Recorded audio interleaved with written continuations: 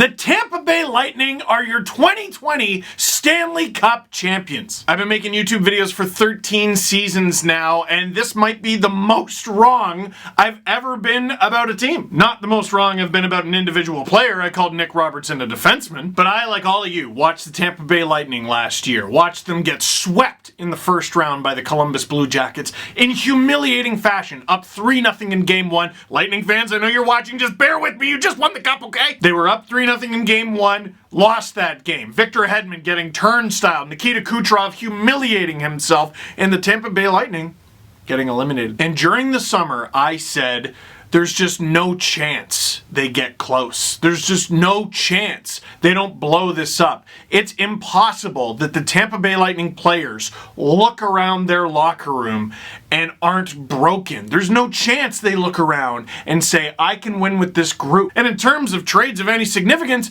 they got rid of JT Miller, who was so good for the Vancouver Canucks that he received heart votes. In free agency, they found castaways like Kevin Shattenkirk, Zach Bogosian, Luke Schenn, Patrick Maroon, not so much a castaway, but he should have got a bigger payday than that. They spent 2 first-rounders and more on Blake Coleman and Barclay Goodrow, and we all kind of go, are you sure? And then, of course, a pandemic happens. But hockey roars back in this unprecedented bubble scenario, and they play through the round robin. They beat the Columbus Blue Jackets in a first-round series that began with an 8-period game. They beat the President's Trophy winning Boston Bruins. They beat the New York Islanders, and then that brings us to Game 6 of the Stanley Cup Final. Now, in my opinion, Dallas played everything right. It was a series with an unusually high amount of calls for a Stanley Cup Final. But last year's Stanley Cup Final kind of started with a lot of penalties. And the Dallas Stars, look at what the St. Louis Blues did with success in campaigning for the officials to, swallow your whistle. Put it away. It's the Stanley Cup Final. Let them play. Well, their captain was in the penalty box for an overtime winner against, putting them on the brink of elimination. So they campaigned. They got a 3 penalty in 5-period Game 5 and win. But now that they've played that card, is it going to stick around for Game 6? You know it's going to stick around for Game 7 because it's Game 7. But what about Game 6? Simply, it did not. Andrew Cogliano takes a tripping penalty. The Dallas Stars kill it off, but they're playing with fire. And then a few minutes later, this can't happen. John Klingberg, one of the Stars' best and most dependable players on the back end, taking a tripping call on Alexander Volkov, who hasn't played hockey in months. This was his first game of the Stanley Cup playoffs, and he only played 9 in the regular season. This was his 10th career NHL game. And with this penalty that he drew for his team, he allows the league's most lethal pool of talent to go to work again. Now, the beginning of the penalty kill actually goes well for Dallas. They clear the puck, and Matthias Janmark gets into a foot race with Victor Hedman. Unfortunately, he not only loses, he trips and falls. Hedman says, giddy up, and all of a sudden it's a 5-on-3. Hedman feeds Kucherov, and to Kucherov's credit, he doesn't see the opportunity and go, oh, and hurry up. It's a calm, controlled zone entry, slams on the brakes, spin pass behind him to Braden Point, and I mean, you can't send a bad pass to Braden Point, can you? And now, if you're Esa Lindell, what on earth do you do? That's Braden Point with the puck, flanked by Victor Hedman and Alex Killorn. Have fun. Braden Point shoots, Khudobin stops it, no one's there, rebound, Braden Point puts it in! 1-0 Tampa. Is that the Stanley Cup winning goal? Spoiler alert, yes, but we didn't know that at the time. Now, Tampa would end up taking a penalty, a pretty significant one. Corey Perry drawing the interference call on Victor Hedman. And you can say, but that's just a veteran move, to be honest. How is diving a veteran move? Dude, it's Game 6 of the Stanley Cup Final, and the other team got the first 2 penalties of the game. The next one will come easy. And this is just a conspiracy theory of mine. I haven't seen the numbers, but I bet it's true. Refs are more likely to give out a penalty within the last 90 seconds of a period because it gets broken up. It's like a less powerful power play. Does that make sense? It's true. Would you rather have 2 minutes uninterrupted to go to work, or do you want it broken up? Because you got, what, 25, 30 seconds to work at the beginning of the second period, you're starting at center ice, yeah, thanks. And all of a sudden, we head to first intermission, the shots are 11-4 for Tampa, and they're up 1-0. not looking good for Dallas. But what have we seen so many times? So many times from this Dallas Stars team, not just in this series, but throughout the playoffs. They allow you to bring it, and then they bring it back. And that was maybe the difference between this game and the rest of them. The Stars weren't able to bring it back. And you can make all kinds of excuses, injuries, what have you. I don't think it had anything to do with that. I think it was just Tampa finishing the job. Second period, can the Stars get back in this? Getting double up in shots, but it's only 12-6. It's not that bad, but you gotta up the 6. After a Tampa Bay dump-in attempt, Radulov gets the puck in his own zone. Not the greatest screenshot in the world, but it's the closest I can get to what I think Alex Radulov saw.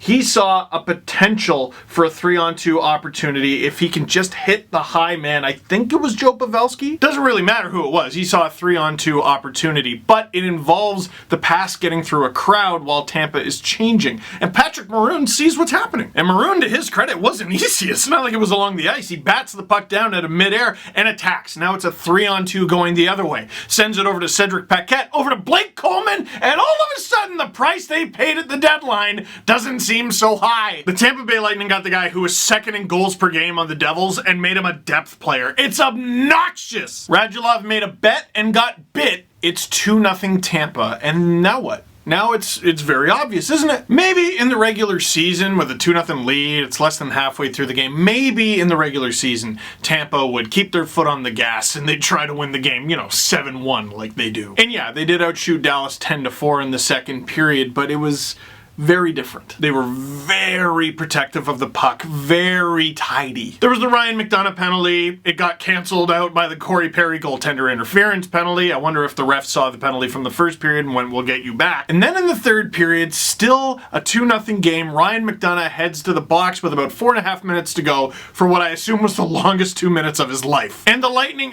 every single pass that they could cut off, every single shot that they could block, they were diving neck and brain first, ankle first, soul first. I want to win the cup. And to me, that's where I see the value of their loss last year and keeping it all together. Everyone in the National Hockey League, everyone in the world thinks they want to win. Of course. Like, let me ask you, would you like to win or lose? You'd probably prefer to win. And this is not a knock against the Dallas Stars, but the way I watch like Yanni Gourde play, for example, every single shift you play against Yanni Gourde, you want to win the second most. I always talk about, oh, this team knows what it takes to win. The Tampa Bay Lightning knew what it took to lose. And what the Tampa Bay Lightning have discovered along this journey is that they had and continue to have more to give. And now with less than 5 minutes to go, that's what the Dallas Stars are contending with. And as close as they came to getting at least one, they couldn't do it. It wasn't meant to be. And the clock finally winds down on this season that began over a calendar year ago. The 2020 Stanley Cup was awarded September 28th, 2020. The first game of this season, of that season, was September 15th, 2019. A preseason game between the Arizona Coyotes and Vegas Golden Knights. That's the kind of season it's been. I don't even know what to call it. The hockey, I want to talk about it, but there's this fog around it. I want to talk about Andrei Vasilevskiy getting a shutout in a Stanley Cup clinching game. I want to talk about the epic Conn Smythe battle between Braden Point, who could have easily won it, and Victor Hedman, who did win it. The incredible story of Steven Stamkos being in quarantine, being in a bubble with his team and not playing for 2.5 months, coming back for less than 3 minutes and scoring a goal and hoisting the Stanley Cup. I want to talk about all of that. But none of those stories is as big as what the hell happened.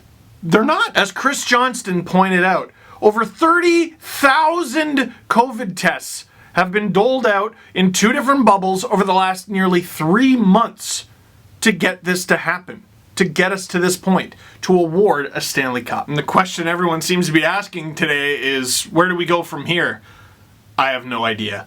But the fact that we got here at all is amazing. There's a lot of emotions. It's surreal to me that this child, this Gosh G. Willikers sophomore from the Tampa Bay Lightning, is now this captain with a Thor beard and this ridiculous life story. I love the story of undrafted guys like Yanni Gordon, Tyler Johnson, finally making it all the way. The underdog story of Braden Point showing everybody, maybe you should have drafted me before the 3rd round. Lightning guys like Palat, Kucherov, Killorn, and Hedman especially, who have been there for this whole journey and even experienced the heartbreak of 2015. Castoffs like Zach Bogosian, Kevin Shattenkirk, Luke Schenn, and in some ways Curtis McElhinney getting to hoist the cup. And Coach John Cooper, well, something tells me he's not getting fired. Before I get to questions for this final video of the season, I really got to give it to the Dallas Stars, who, you know, I've been critical of, and I said I didn't like watching them. They became a team that I loved to watch. I let a few boring games that they played completely distract me from the fact that actually, by and large, they're extremely exciting to watch and a very good hockey team. I even remember reading the top 4 seeds in the West heading into this and going, Dallas? Listen, they locked you up when they had to lock you up. They ran with you when they had to run with you, and they slammed you into the boards at every opportunity. They were unpleasant to play against, which is the point. Anton Khudobin, amazing story. Corey Perry and the Redemption Tour, amazing story. Joe Pavelski and the story that continues, heartbreaking ending. But I mean, you're without Radek Fax. You got guys who are clearly playing hurt, Tyler Seguin among them, and your Vezina-nominated goalie from last season, your starter, didn't get to play, and Anton Khudobin still put on the performance he did. If there was one legitimate criticism of their Game 6 performance, which, I mean, again, all those factors I just said should come into play, they were banged up, it would be that they only had 22 shots, and 10 of them came from defensemen. Do a little bit of math. That means their forward group only had 12 shots in Game 6. And 3 of those forwards had 3 shots each, which means 6 forwards didn't have a shot at all. But is that Dallas or is that Tampa? I'm going to give it to Tampa. Again, Ken Reed said this to me, I don't know how long ago, and it changed the way I watch hockey. Why can't we ever just look at a goal and ignore the mistake that was made and admire what it took to score it? Now, let's get to questions. This isn't a question, but a lot of you asked me to talk about it. Damian Cox this morning, not as difficult to win a cup. That's not what he sounds like. Not as difficult to win a cup when there's no road games, no travel. Still a difficult thing to win it all. Tampa gave lots of sweat and blood to make this happen, but let's not compare bubble hockey with the real thing. I'll let Barclay Goodrow go first. You try going through what we went through, not seeing our families for months, living in a hotel for 60 plus days, 24 teams that had a chance, no home advantage for either team, but hey, say what you want. Yeah, it's hard to travel on the road, but there's an excitement that comes with it. Teams get excited to go to certain cities because, hey, I'm gonna go get to see my buddy here, and oh, I like this bar and this club, and I like going to whatever. These guys were stuck in a hotel in Toronto for over a month and then went to Edmonton and got stuck at a hotel in Edmonton for about a month. Not to mention the kind of under-talked about story of, oh yeah, your family's gonna get to come visit you.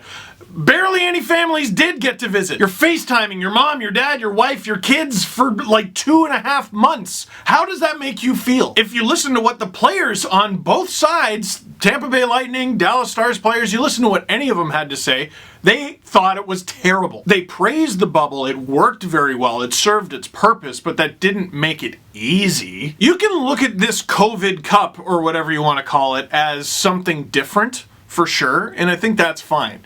But to suggest that it was easier to win the Stanley Cup this season than in ones in the past is either willfully inflammatory or stupid. Hey, you know what? It could be both. Could be both. I like this one. How much do you think Corey Perry gets on his new contract? This is a very interesting question because Corey Perry did fantastically in these playoffs. He also scored as many goals in these playoffs as he did in the regular season. Uh-oh. He had 5 goals, 16 assists, 21 points in 57 regular season games. And 5 goals, 4 assists for 9 points in 27 playoff games. Actually, I'm just looking. He had as many goals in the playoffs as he had in the regular season and more penalty minutes. My answer's kind of wishy-washy. His AAV was $3.25 million, but he had performance bonuses in there that were actually more than his base salary. His base salary was only $1.5. I could see him getting a similar contract. I don't think he's going to get a big payday out of it. It depends on the position of the team. If you're a team that knows, like, we're making the playoffs next year. If you're this is ironic, if you're like the Colorado Avalanche, you can afford to give Corey Perry like $3 million, yeah? If you're not sure you're going to make the playoffs, you got to be kind of careful because 5 goals, 57 games. Who's a playoff performer? Well, you got to get there first. Nylander? Mark, that's a good question. I like this one. What's your super duper crazy early cup prediction? I've already shouted this from the rooftops. Anyone who will listen, the Colorado Avalanche, they were in a great position to win the Stanley Cup this year. The Stars could survive their injuries. The Avalanche could not. If the Avs are healthier with the team they could win the cup. They have cap space, they have assets. They're only going to get stronger this offseason. They're going to be a wag. And I do have to add an extra thought with the Tampa Bay Lightning. Obviously, I'm not a Tampa Bay Lightning fan. I don't cheer for them. So every year, there's a little feeling of sadness whenever a different team wins the Stanley Cup other than the one I cheer for, which... well, I cheer for the Leafs. It's been every year of my life. I still feel good for the team that won, and they always have a good story behind it, but I feel sad that it's not my team. This year, it's not nearly as much, because the Tampa Bay Lightning are the best team in hockey. I've said it on the podcast a bunch of times, that saying, the best team in hockey rarely wins the Stanley Cup. That's not true in 2020. The Tampa Bay Lightning have been the best team in hockey for several years now. It's just now they finally have the Stanley Cup to prove it. Like, everyone talks about the 2019 getting swept choke. No one talks about the 2018 getting shut out in back-to-back games in the Eastern Conference Final against the Caps choke. So the past 3 seasons should have gone to the Cup Final, won the President's Trophy and choked, won the Cup. It's hard to feel bad when the best team in hockey proves it. Will every member of the pre-rebuild Leafs win the Cup before the Leafs? Ha ha ha! It's kind of unfair because the pre-rebuild Leafs involves like hundreds of players, man. Like, I was actually going to do this exercise. I pulled up the 2014-15 Leafs. Alright, how many of these guys went on to win the Cup? And then I realized Curtis McElhinney wasn't on that team and Luke Schenn wasn't on that team. So why am I justifying this? Are the Lightning ever going to win a Cup without dark clouds of uncertainty hanging over the next season? I know, it's unbelievable. I have no idea what the, I guess, 2021 season is going to look like, but what are you talking about? What happened the last time the Lightning won the... Oh no. How do I get over the heartbreak of Dallas losing the Cup? Growing up in Toronto, the Leafs have been my #1 team my whole life. Oh my god. But Dallas has been my second team for the last few years. Finally saw one of my teams make it close. Can't catch a break. It used to be you had like a 1 in 26 chance of winning the Cup. Then it was 1 in 30. Now it's 1 in 31 and it's about to be 1 in 32. Your team is not going to win the Cup every year. With the Dallas Stars, I think you take comfort in how they did as a group. It probably doesn't make you feel better to know that they were injury-riddled, but they were. And people point out, oh, they're old because of this, because of that, because of that. You look at the biggest, best players in their lineup. They're either in their prime or young. Radulov's getting up there and Pavelski, but like Corey Perry he was a depth player. The rest of them, Heiskanen is still young. Gurianov is still young. Kiviranta you didn't know existed several months ago. How do you get over it? You don't. You let it hurt. It's going to hurt. And then you take the good memories and you move forward. I have one last thing to ask of you guys. Every year I play in the Eric Lindros Celebrity Hockey Classic in support of Easter Seals. Easter Seals Ontario, of course, is a charity that raises money for kids with physical disabilities, and it is a charity that helped out my family when I was younger because, as you know, my sister Rachel has cerebral palsy. You guys, you angels, helped us raise over $100,000 for Easter Seals last year. And this year, because of COVID, which ruins everything, we're not having the tournament. We're not playing any games. But that doesn't mean we're not going to raise any money this year because Easter Seals needs it now more than ever. Everyone's been hit hard by this and charities have been hit some of the hardest. I know we've all had a bad year with this, but I'm asking you to dig deep. If you can please find it somewhere in your pocket, in your wallet, in your heart, buried deep in your couch. There's a link down below in the description to donate to Rachel's Raiders. That's my hockey team, even though we're not going to be playing any hockey. So that's it for this. Oh, no. Actually, we have to go live to our special correspondent. Are you standing by? Leo, the camera's on. Say something. Say something. Everyone's watching! Leo, they won the Stanley Cup. Say yay! Leo doesn't really hang out in this room. There's lots of bright colors, and there's lots of things for him to check out. Leo, did you have fun? You know, they usually don't play in a bubble. Yet they usually go all over the place. And fans, they usually yell really encouraging things, and they're never mean, ever, or throw batteries. Oh my God, he's gotten so big! I know. You're so big. Leo, everyone wanted to see you. Like, everyone wanted victory babies, and I told them that's ridiculous. I just wanted to give everybody a baby update, and you're drooling all over yourself now. And, okay, say bye. Bye.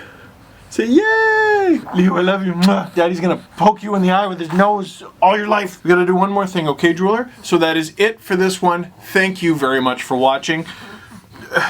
Click like if you like this video. Click subscribe if you really liked it. Tell all your friends.